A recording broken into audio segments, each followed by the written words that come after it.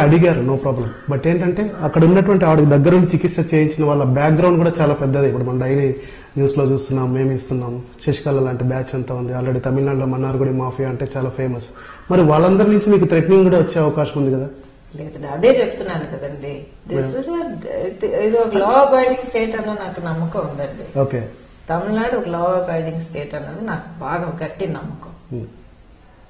So that నమ్మకాన్ని I think చాలా చక్కగా, చాలా స్ట్రాంగ్ గా నిలబడుతోంది. ఓకే, మీరు ఎప్పుడైనా కలిసారా జయలలితని? యాక్చువల్ గా ఆవిడతో కలిసినప్పుడు ఆ మూమెంట్స్ ఏమైనా జ్ఞాపకం ఉన్నాయా? ఆవిడ మొదటి నుంచి అంటే మరీ ఫ్రీక్వెంట్ గా కలిసానని అనలేను, బట్ ఒక మేబీ 3-4 సార్లు కలిసి ఉంటాను. ఎలాంటి కన్వర్జేషన్ వచ్చింది? అంటే పెద్ద ఇదేం కాదు, చాలా ప్లెజెంట్ గా. అండ్ ఏంటంటే నేను ఫస్ట్ ఆవిడని కలిసినందుకు, ఇప్పుడు ఆ తర్వాత కలిసినందుకు చాలా గ్యాప్ ఉండింది అనమాట మధ్యలో. Almost more than 15 years gap, 12-15 years gap ఉండి ఉండొచ్చు.